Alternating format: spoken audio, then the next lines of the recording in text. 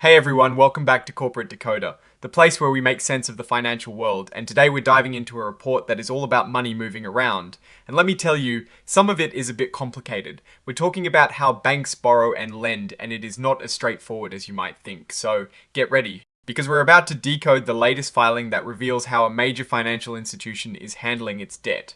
Before we dive in, if you love getting these clear, no-nonsense breakdowns of important financial documents, hit that subscribe button. And you know what else? We've got a fantastic community over on Discord, linked right in the description below, where we chat all things finance. So come join us. Alright, let's get straight into it. We're looking at a specific type of report called A8.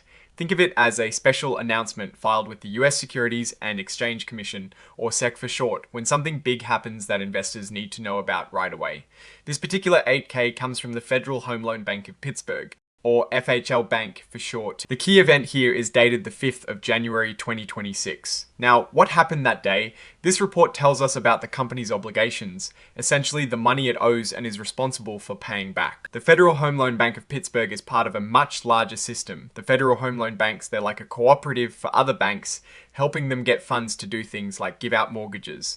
And most of the FHL Bank's money comes from selling debt, which they call consolidated obligations. These are basically bonds and notes that they sell to investors. So the main point of this filing, as you can see here in item 2.03, is about these direct financial obligations. In simpler terms, it is about the money the FHL Bank has committed to borrow. It is important to understand that these federal home loan banks are heavily regulated. The Federal Housing Finance Agency, they oversee everything to make sure these banks operate safely and soundly. Now, here is a crucial detail. When one of these consolidated obligations is issued, it is not just the responsibility of one bank. It is the joint and several obligation of all 11 federal home loan banks. This means if one bank can't pay its share, the other 10 can be on the hook for it. This spreads the risk, but also means the whole system is interconnected. And a really important point to remember here. These consolidated obligations are backed by the financial strength of these 11 banks, but they are not guaranteed by the US government. This is a common misconception. So, investors are relying on the banks themselves, not Uncle Sam, to get their money back. What this report really points us to is something called Schedule A. This schedule is where they list the specific details of these debt issuances. Think of it as a detailed shopping list of all the money they plan to borrow. It includes bonds and discount notes, with a few exceptions like short-term notes that are just part of everyday business. They also mention if they've taken over the primary responsibility for debt that was initially issued by another federal home loan bank, and that debt still has more than a year to go until it is fully paid off. They also added a little note here, saying they can change how they report this information whenever they want. This means you always have to pay close attention to their latest filings to get the most accurate picture of their debt. Here is a key insight into how they're thinking. They admit that issuing these consolidated obligations is a big deal for them. It is material, but they're not making a judgment on whether any specific bond or note they're issuing is super important on its own.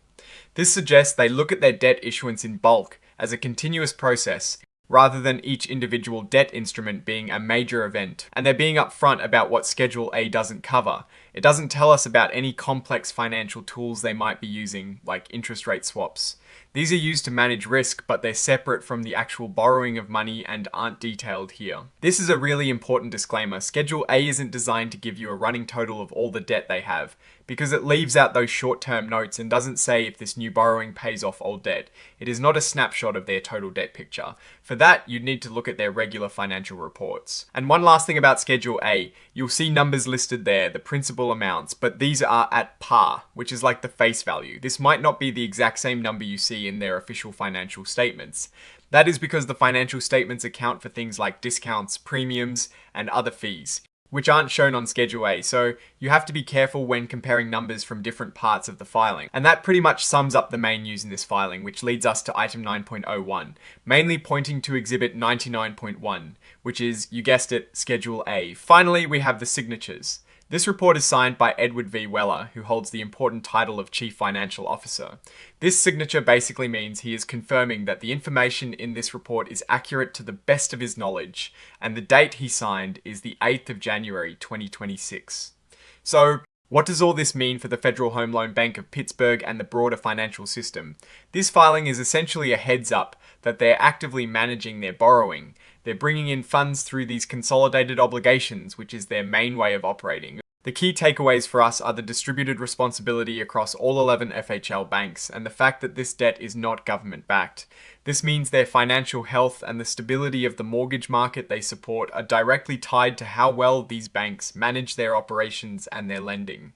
Now, looking at the bigger picture, this type of filing highlights the constant need for financial institutions to manage their liquidity. The FHL bank system is designed to provide stable funding for housing finance.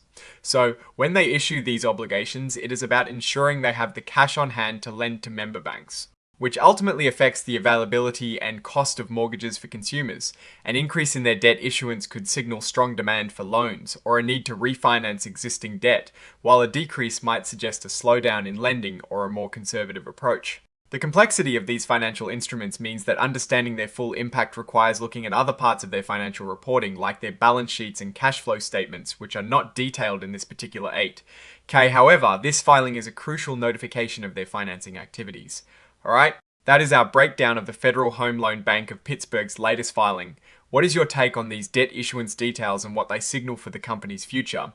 Drop your thoughts in the comments. If this analysis was valuable, hitting that like button really helps, and subscribe for more deep dives.